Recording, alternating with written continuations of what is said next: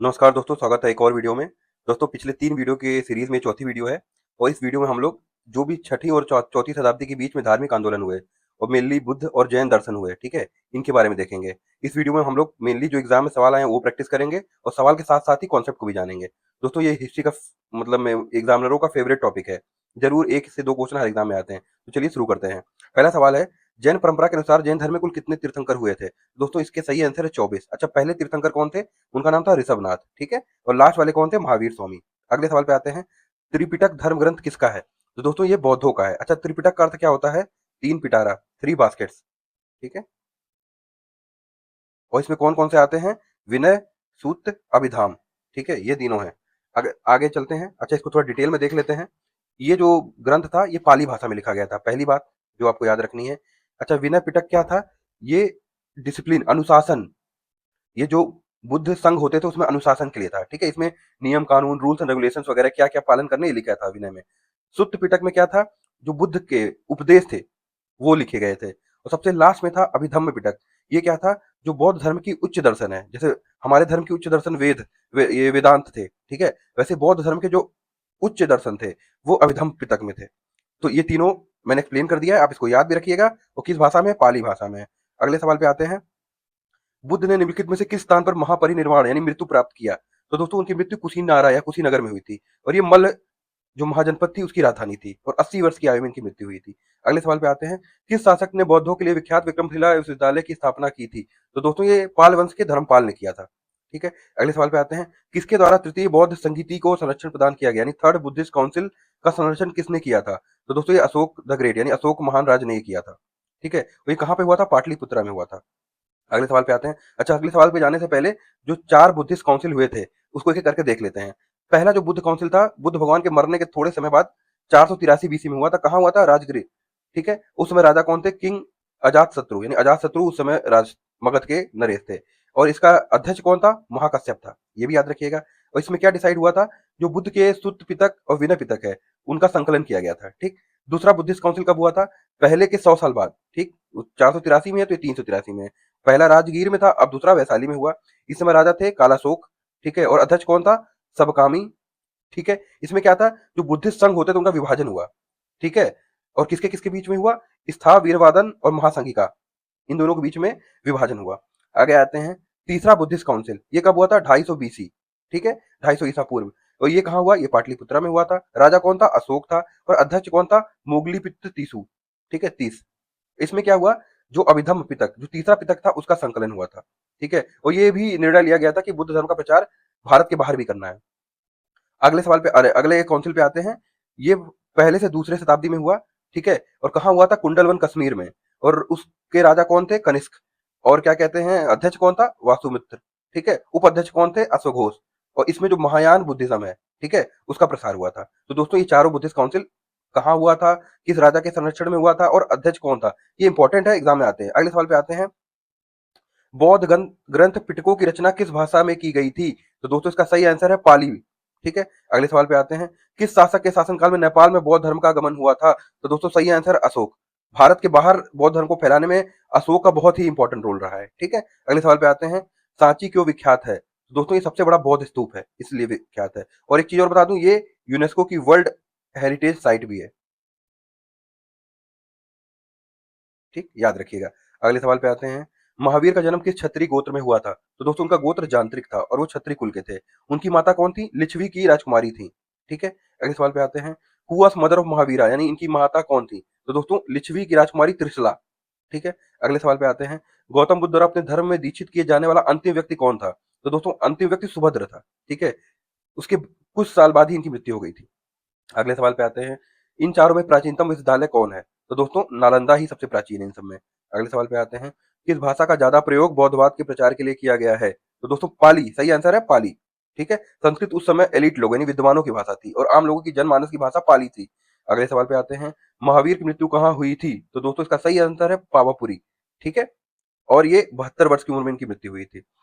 अगले सवाल पे आते हैं, जैनियों के पहले तीर्थंकर कौन थे? तो दोस्तों, ये ऋषभदेव थे, ठीक है? इनको आदिनाथ भी बोला जाता था और इनके बारे में वेदों में, ऋग्वेद में भी वर्णन है, ठीक है? अगले सवाल पे आते हैं, मठ, मंदिर और स्तूप किस धर्म से संबंधित हैं? तो बहुत ही ईजी है, ये बौद्ध धर्म से संबंधित है। जहां भी स्तूप दिखे तो आप चुपचाप बौद्ध धर्म को टिक करिए। अगले सवाल पे आते हैं, बौद्ध धर्म और जैन धर्म दोनों के उपदेश किस शासनकाल में दिए गए थे? तो दोस्तों इसमें सही आंसर है बिंबिसार। बिंबिसार इन दोनों का समकालीन था। ठीक है, जो बिंबिसार मगध नरेश था ये गौतम बुद्ध और महावीर स्वामी दोनों का समकालीन था। ठीक है, अगले सवाल पे आते हैं, गौतम बुद्ध ने अपना प्रथम उपदेश कहाँ दिया था? तो दोस्तों ये सारनाथ में दिया था। और कितने लोगों को दिया था? सबसे पहले 5 मॉन्क्स थे। ठीक है, 5 लोगों को उन्होंने सबसे पहले अपना उपदेश दिया था। इसको क्या बोला जाता है? धर्म चक्र प्रवर्तन। ठीक है, इस इवेंट का नाम है धर्म चक्र प्रवर्तन। अगले सवाल पे आते हैं, बौद्ध धर्म ग्रहण करने वाली पहली महिला कौन थी? तो दोस्तों गौतम बुद्ध की जो सौतेली माँ थी महाप्रजापति गौतमी। ठीक है, फोस्टर मदर सौतेली माँ थी, वो सबसे पहली बौद्ध धर्म ग्रहण करने वाली महिला बनी। अगले सवाल पे आते हैं, बौद्ध धर्म ने समाज के निम्न वर्गों पर महत्वपूर्ण प्रभाव डाला। तो दोस्तों सबसे ज्यादा प्रभाव महिला और शूद्रों पे बौद्ध धर्म का था। अगले सवाल पे आते हैं, बुद्ध के गृहत्याग का प्रतीक क्या है? तो दोस्तों घोड़ा है। अच्छा क्यों है? क्योंकि घोड़े पे बैठ के ही उन्होंने अपना घर त्यागा था। ठीक है, इसीलिए वह गृहत्याग का प्रतीक है। अच्छा आइए नीचे इस टेबल में देखते हैं बुद्ध धर्म में कौन सी चीज किसकी प्रतीक है। बोधि वृक्ष। ठीक है, ये बुद्ध को जब ज्ञान प्राप्त हुई उसका प्रतीक है, क्योंकि इसी पेड़ के नीचे उनको ज्ञान की प्राप्ति हुई थी बोध गया में। खाली सिंहासन किसका प्रतीक है? बुद्ध की उपस्थिति का प्रतीक है। ठीक है, अगला आता है धर्म चक्र, यानी पहिए चक्र का क्या अर्थ है, क्या इंपॉर्टेंस है? तो दोस्तों सबसे पहला जो उन्होंने उपदेश दिया था, जिसको धर्म चक्र प्रवर्तन भी कहते हैं, इनके पद चिन्ह का क्या अर्थ है? बुद्ध के पृथ्वी पर आगमन का प्रतीक है। ठीक है, कमल का क्या है? पवित्रता और आध्यात्मिक जागरण का प्रतीक है। स्तूप किसका प्रतीक है? ये बुद्ध के महापरिनिर्वाण यानी उनकी मृत्यु का प्रतीक है। बिना सवारी के घोड़े का क्या अर्थ है? महाभिनिष्क्रमण। जो गृह त्यागते थे उसको इवेंट को बोला जाता है महाभिनिष्क्रमण। ठीक है, ग्रेट रेनोन्सिएशन। अगला आता है छत्र। छत्र किसका प्रतीक है? सम्मान और संरक्षण का प्रतीक है। सिंह किसका प्रतीक है? सिंह बुद्ध की शक्ति और उपदेश का प्रतीक है। और सबसे लास्ट में स्वास्तिक। स्वास्तिक किसका प्रतीक है? शुभता का प्रतीक है। अगले सवाल पे आते हैं, गौतम बुद्ध द्वारा भिक्षुड़ी संघ की स्थापना कहाँ की गई थी? तो दोस्तों वैशाली में किया गया था। और इसी संघ में इनकी स्टेप मदर यानी सौतेली माँ महाप्रजापति गौतमी सबसे पहले बौद्ध धर्म अपनाया था इसी संघ में। अगले सवाल पे आते हैं, सर्वप्रथम शून्यवाद का प्रतिपादन करने वाले बौद्ध दार्शनिक का नाम क्या था? तो दोस्तों वो थे नागार्जुन। ठीक है, शून्यवाद। और इसको एक्सप्लेन मैं कर देता हूँ। शून्यवाद का अर्थ ये होता है कि सभी वस्तुएं स्वतंत्र अस्तित्व से शून्य हैं और कारणों पर निर्भर होती हैं। जैसे मिट्टी का घड़ा बनाना है, ठीक है, तो ये घड़ा किससे बनता है? क्ले यानी मिट्टी से बना होगा, पानी का यूज हुआ होगा, ठीक है, कलर का भी यूज हुआ होगा। तो घड़े का अपना कुछ अस्तित्व नहीं है, ये इन सब पे निर्भर करता है। तो यही शून्यवाद की फिलॉसफी थी। अगले सवाल पे आते हैं, महावीर का मूल नाम क्या था? तो दोस्तों वर्धमान था। क्यों? इनके पैदा होने के बाद इनके परिवार की संपत्ति और नाम में वृद्धि हुई, इसीलिए इनका नाम वर्धमान पड़ गया। अच्छा ये सवाल देखिए, किसे एशिया की रोशनी कहा जाता है? ये बहुत इंपॉर्टेंट है, ये पीसीएस, एसएससी, रेलवे, हर वनडे एग्जाम का बहुत फेमस क्वेश्चन है। ये गौतम बुद्ध को कहा जाता है। और किसने कहा था? सर एडविन आर्नल्ड ने। ठीक है, इनकी किताब का नाम ही था द लाइट ऑफ एशिया। अगले सवाल पे आते हैं, दिलवाड़ा के जैन मंदिरों का निर्माण किसने करवाया था? तो दोस्तों ये चालुक्य और सोलंकी राजाओं ने करवाया था। ठीक है, अगले सवाल पे आते हैं, नागार्जुन कौन थे? तो दोस्तों ये बौद्ध दार्शनिक थे और इनकी शून्यवाद की थ्योरी, मध्यम मार्ग की थ्योरी ये बहुत फेमस है। अगले सवाल पे आते हैं, जैन परंपरा के अनुसार महावीर कौन से तीर्थंकर थे? तो ये 24वें थे। ठीक है, और सबसे आखिरी यही थे। अगले सवाल पे आते हैं, जैन धर्म का आधारभूत बिंदु क्या है? तो अहिंसा। ठीक है, अहिंसा का जैन धर्म में बहुत ही इंपॉर्टेंट रोल है। अगले सवाल पे आते हैं, जियो और जीनो दो किसने कहा था? तो ये महावीर स्वामी का कथन है। ठीक है, अगले सवाल पे आते हैं, तीर्थंकरों के क्रम में अंतिम क्रम में कौन थे? तो ये फिर महावीर स्वामी ही थे और 24वें और आखिरी थे। ठीक है, अगले सवाल पे आते हैं, जैन धर्म में पूर्ण ज्ञान के लिए क्या शब्द यूज होता है? तो कैवल्य। अगर किसी को पूर्ण ज्ञान हो जाए तो समझिए उसको कैवल्य प्राप्त हो गया, ये बोला जाएगा। अगले सवाल पे आते हैं, महावीर स्वामी का जन्म कहाँ हुआ था? तो कुंडल ग्राम में हुआ था। ठीक है, ये आज के वैशाली के पास है। अगले सवाल पे आते हैं, बोध गया कहाँ स्थित है? तो दोस्तों बोध गया बिहार में है और यहीं पे बुद्ध को ज्ञान की प्राप्ति हुई थी।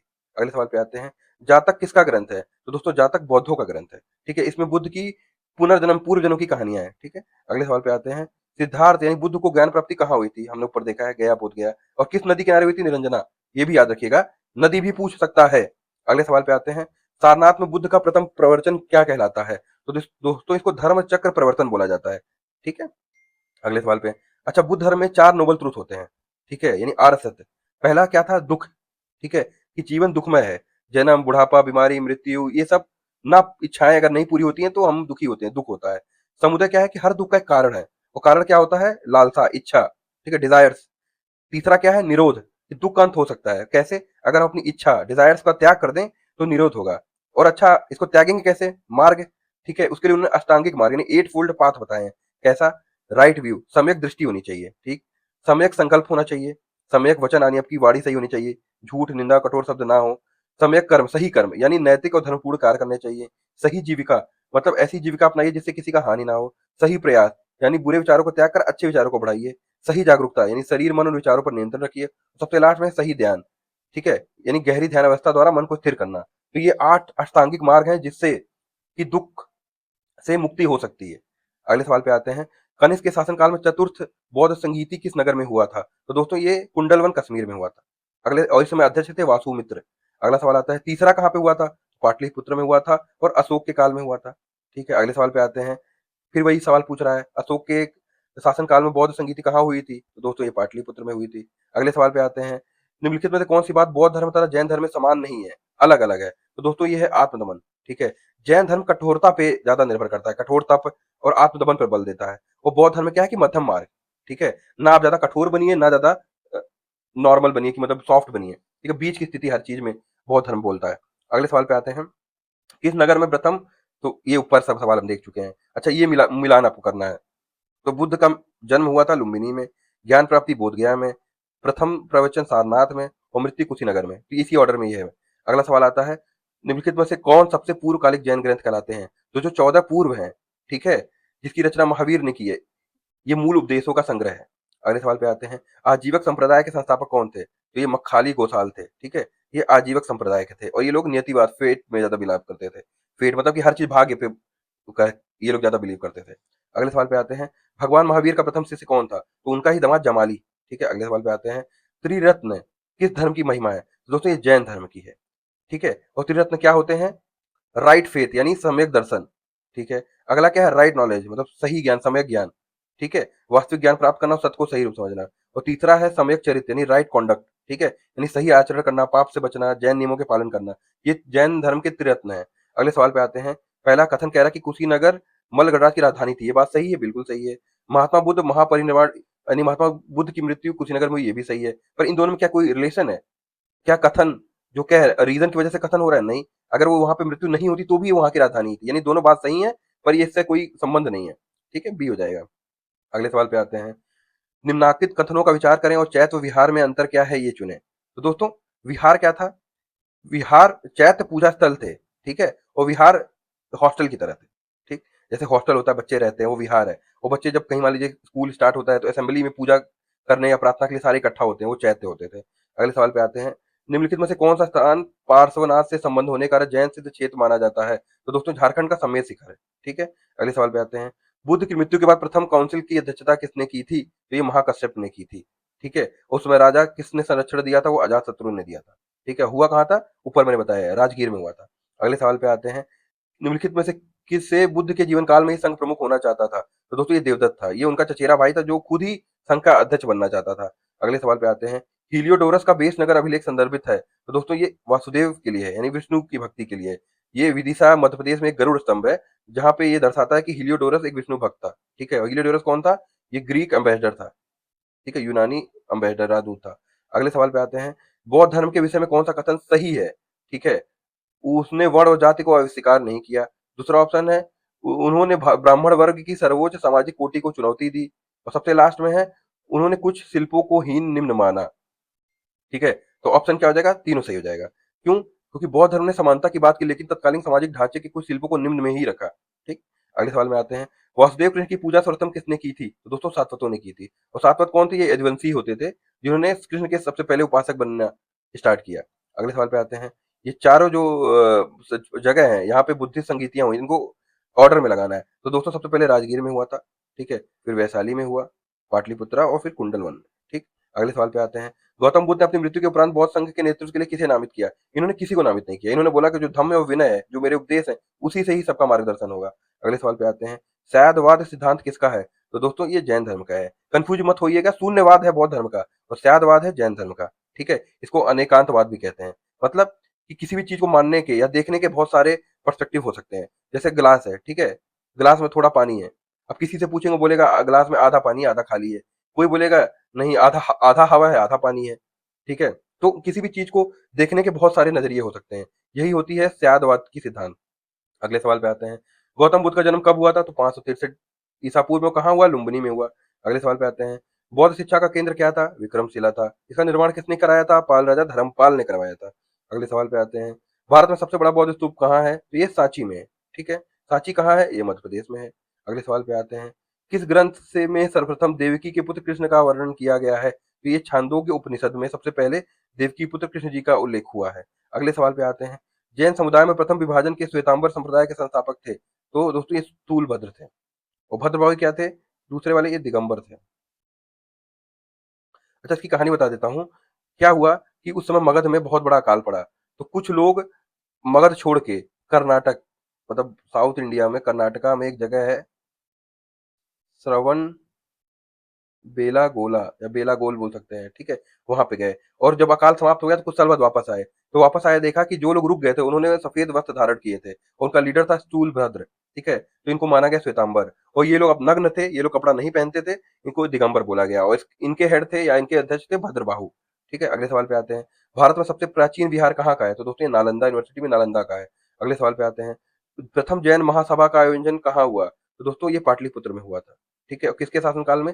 चंद्रगुप्त मौर्य के शासनकाल में।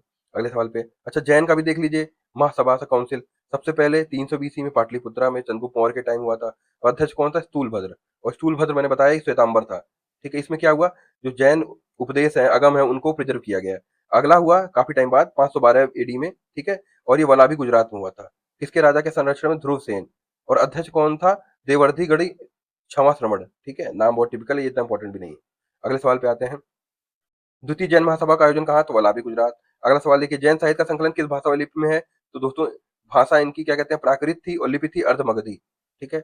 अगले सवाल पे आते हैं, निम्नलिखित में से कौन सा एक अन्य तीनों के समकालीन नहीं है? तो दोस्तों मिलिंद। मिलिंद का टाइम इन सबसे काफी क्या कहते हैं? बाद में था, ठीक है?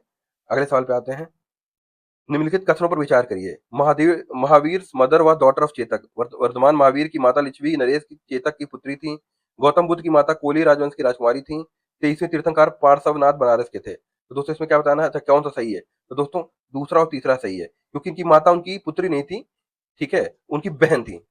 अगले सवाल पे आते हैं, प्राचीन भारत के बौद्ध मठों में पवरन नाम का समारोह क्यों आयोजन किया जाता था? तो दोस्तों इसका आयोजन इसलिए होता था कि भिक्षु, जितने भी बौद्ध भिक्षु अपनी गलतियां स्वीकार करके अपने आप को शुद्ध कर लें।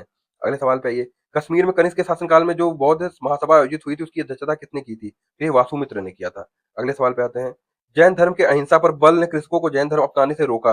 और दूसरा ये तो कथन है, और कारण क्या है? कृषि में कीटों और कीड़ों की हत्या नहीं होनी चाहिए। तो दोस्तों इसका सही ऑप्शन है ए, और दोनों सही हैं, और ये कारण उसकी व्याख्या कर रहा है। अच्छा ये इधर देखिए, जैन धर्म के 5 महाव्रत होते थे। पहला क्या? अहिंसा, ठीक है? किसी भी जीवित प्राणी को मन, वचन और कर्म से हानि नहीं पहुंचाना चाहिए। सत्य, हमेशा सत्य बोलना चाहिए। अस्तेय, किस चोरी नहीं करनी चाहिए। ब्रह्मचर्य, इंद्रियों पर नियंत्रण और काम वासना से दूर। और लास्ट था अपरिग्रह, मतलब किसी भी धन संपत्ति, मटेरियल चीजों की लालसा ना रहे। इसमें से 4 पहले से थे। ब्रह्मचर्य को किसने जोड़ा था? महावीर स्वामी ने जोड़ा था। अगले सवाल पे आते हैं, अष्टांगिक मार्ग की संकल्पना क्या है? तो दोस्तों ये धर्म चक्र प्रवर्तन सूत्र के विषय वस्तु का विषय है, ठीक है? जब उन्होंने प्रथम उपदेश दिया था तो अष्टांगिक मार्ग बताए थे। अगले सवाल पे आते हैं, मिलिंद पढ़ो, राजा मिलिंद और किस बौद्ध भिक्षु के मध्य संवाद के रूप में है? तो दोस्तों ये नागसेन, ठीक है? उस समय एक राजा थे, राजा मेनांडर, जो इंडो ग्रीक थे, और एक भिक्षु था बौद्ध नागसेन। इनके बीच में उत्तर सवाल और उत्तर के बीच में काफी डिबेट डिस्कशन हुए थे। और इसका जो डिबेट है उसको, यानी जो संवाद है उसको किताब मिलिंद पढ़ो में संकलन किया गया है। अच्छा इसको मिलाइए, पहले काउंसिल में कौन थे अध्यक्ष? महाकश्यप। दूसरे में कौन थे? सभाकामी। तीसरे में कौन थे? मोगलीपुत्र 30। और चौथे में थे वासुमित्र, ठीक? अगले सवाल पे आते हैं, निम्न में से कौन सा धर्म पुनर्जन्म में विश्वास करते हैं? तो दोस्तों ये तो तीन हो जाएंगे, हिंदू, जैन, बौद्ध। अगले सवाल पे आते हैं, बौद्ध महासभा के 4 आयोजकों को सही क्रम में लगाइए। तो दोस्तों क्रम बहुत ईजी है, पहला अजातशत्रु था, फिर कालशोक, फिर शोक, अशोक, फिर कनिष्क, ठीक है? अगले सवाल पे आते हैं, निम्न में से कौन सा एक त्रिपिटक का अंग नहीं है? तो दोस्तों सुत्त, विनय, अभिधाम है, जातक नहीं है। जातक उनके पूर्व जन्मों की कहानी है। अगले सवाल पे आते हैं, ऋग्वेद में किन 2 जैन तीर्थंकरों का उल्लेख मिलता है? तो ऋषभदेव और अरिष्टनेमी के, ऋषभदेव और अरिष्टनेमी, ठीक है? अरिष्टनेमी 22वें नंबर पे थे, और ऋषभदेव पहले नंबर थे। इन दोनों लोग का उल्लेख ऋग्वेद में मिलता है। अगले सवाल पे आइए, ये सुमेलित करिए। केवलिन कौन था जिसको पूर्ण ज्ञान हो गया था? उसको, क्योंकि केवल प्राप्त हो गया तो उनको केवलिन बोलते थे। जो इंद्रियों को जीता था उनको जिन बोलते थे। अप और तीसरा क्या है? महावीर। महावीर को का अर्थ होता है अपरिमित पराक्रमी, और निग्रंथ का अर्थ होता है बंधन रहित, ठीक? अगले सवाल पे आइए, महावीर ने जैन संघ की स्थापना कहाँ की थी? पावा में किया था, ठीक है? कितने शिष्य थे? 11। बुद्ध धर्म में सबसे पहली बार संदेश दिया है तो 5 थे। अगले सवाल पे आते हैं, महावीर की मृत्यु के बाद जैन संघ का अगला अध्यक्ष कौन हुआ था? ये सुधर्मन हुआ था, ठीक है? अगले सवाल पे आते हैं, अणुव्रत शब्द किस धर्म से जुड़ा है? ये जैन से जुड़ा है, ठीक है? जो 5 महाव्रत है उनको सरल रूप से अणुव्रत कहा जाता है। अगले सवाल पे आते हैं, जैन ग्रंथ कल्प सूत्र के रचिता कौन थे? भद्रबाहु थे। ठीक है। अगले सवाल पे आते हैं, किस जैन रचना में 16 महाजनपदों का उल्लेख मिलता है? ये भगवती सूत्र में। अच्छा, किस बौद्ध ग्रंथ में मिलता है? तो अंगूतर निकाय। इस बौद्ध ग्रंथ में सारे जो 16 महाजनपद थे उनका वर्णन मिलता है। अगले सवाल पे देखिए, जैन तीर्थंकर पार्श्वनाथ द्वारा प्रतिपादित 4 महाव्रतों में महावीर स्वामी ने 5वें महाव्रत के रूप में क्या जोड़ा? ये ब्रह्मचर्य को जोड़ा। ऊपर हमने देखा था। अगले सवाल पे ये, जैन धर्म को अंतिम राजकीय संरक्षण किस वंश के शासकों ने दिया? तो सबसे ज्यादा संरक्षण आखिरी में गुजरात के चालुक्य ने दिया है। इसके बाद इनको कभी भी किसी वंश से बहुत ज्यादा संरक्षण नहीं मिला। अगले सवाल पे आते हैं, ये मिलाइए। अच्छा, शुद्धोधन ये बुद्ध के पिता थे। महामाया बुद्ध की पहली माता थी। और महाप्रजापति गौतमी ये इनकी सौतेली माँ थी, और यशोधरा इनकी पत्नी थी। अच्छा, इनके पुत्र का नाम क्या था? राहुल। ठीक। अगले सवाल पे ये मिलाइए, चन्ना कौन था? ये बुद्ध का सारथी था। ठीक। कंठक क्या था? ये बुद्ध का घोड़ा था। आलार कलाम ये कौन थे? बुद्ध के प्रथम गुरुदेव थे, आलार कलाम और रुद्रक रामपुत्र।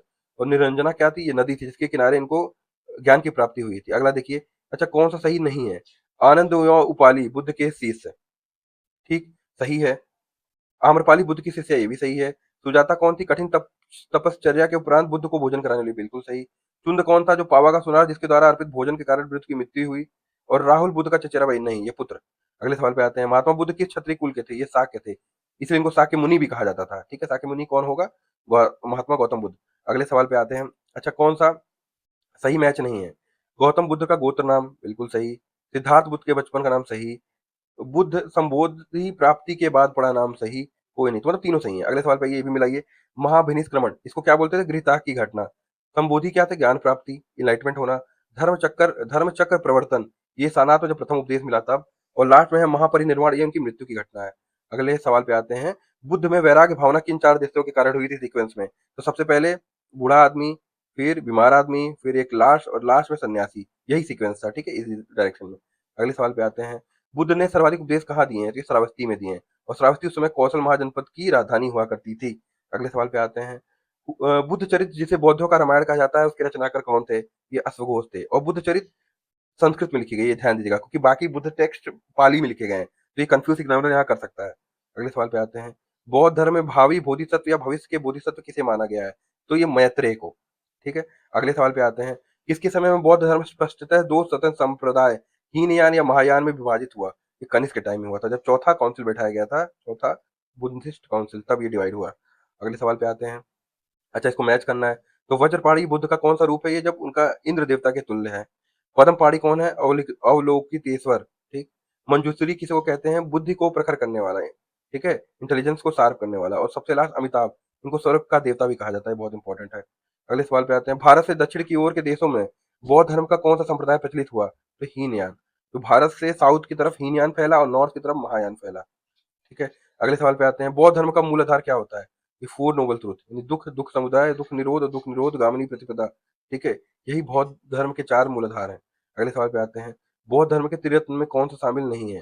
तो दोस्तों ये होगा मध्यम मार्ग, सॉरी, मध्यम मार्ग। बाकी बुद्धम, धर्म, संगम, ये बौद्ध धर्म के 3 रत्न हैं।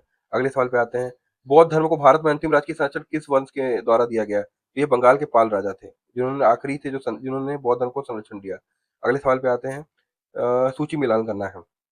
तो नालंदा का निर्माण कुमारगुप्त, ओदंतपुरी का निर्माण गोपाल ने, विक्रमशिला का धर्मपाल ने, और वल्लभी का भट्टार जो उनका मिनिस्टर था।